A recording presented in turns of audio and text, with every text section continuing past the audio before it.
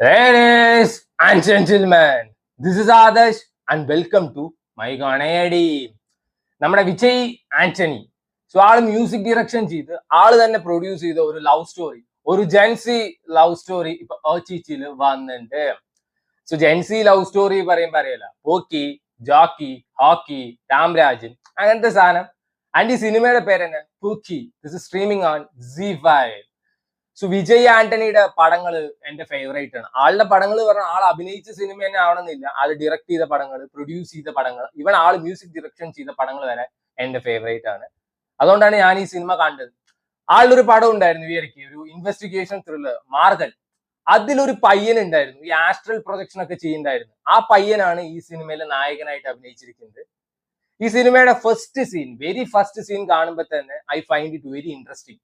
Usually ഒരു love സ്റ്റോറിയിൽ ഭയങ്കര sugar quoted romance ആയിരിക്കും തുടക്കത്തിലൊക്കെ, ഒലിപ്പിക്കല് വലിപ്പിക്കല്. എന്നാൽ ഇത് ഭയങ്കര റിയലിസ്റ്റിക് ആയിരുന്നു, അതുകൊണ്ട് നല്ല രസം ഉണ്ടായിരുന്നു. ദിസ് ആക്ച്വലി നൈസ് ഫിലിം പറഞ്ഞ വൻ പടം, വേറെ ലെവൽ പടം, കാലമേ പിറക്കുമോ ഇതുപോലെ ലവ് സ്റ്റോറി.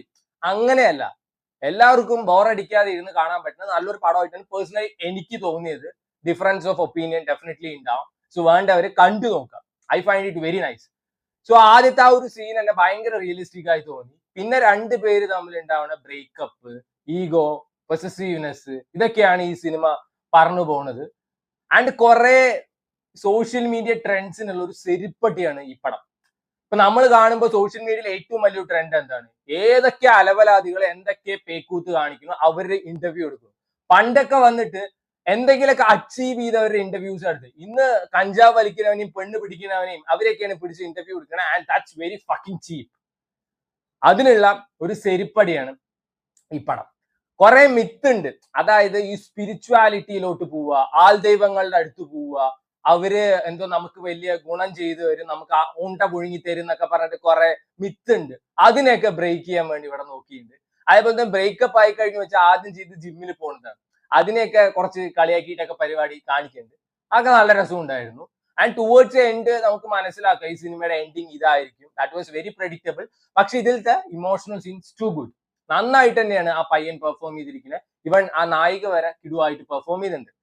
വിജയ് ആന്റണിയുടെ മ്യൂസിക് വർക്ക് വൈബ് സാധനം പറഞ്ഞാൽ ഒരു ജെൻസി ലവ് സ്റ്റോറിക്ക് എന്താണോ വേണ്ടത് അത് കറക്റ്റ് ആയിട്ട് തന്നെ ഉണ്ട്. അടുപ്പിച്ച് പാട്ടാണ്. ഓരോ 5 മിനിറ്റ് കൂടുമ്പോഴും സോങ്സ് ഉണ്ട്. പക്ഷെ ബോറടിക്കില്ല, കാരണം ആ സിനിമയ്ക്ക് പറ്റിയ സാധനം തന്നെയാണ്.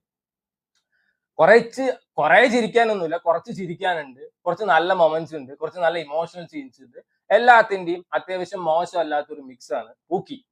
To me this is actually nice film. എനിക്ക് നന്നായിട്ടാണ് തോന്നുന്നത്. ചിലവർക്ക് ഇത് ഭയങ്കര ബോറായി തോന്നും, ചിലർക്ക് വളരെ നന്നായി തോന്നും, ചിലർക്ക് ഒരു ആവറേജ് പടമായി തോന്നും. At the end of the day കണ്ടു തീരുമാനിക്കുക, വല്ലവൻ പറയുന്നത് കേൾക്കാതെ. പൂക്കി ഈസ് സ്ട്രീമിംഗ് ഓൺ ZEE5.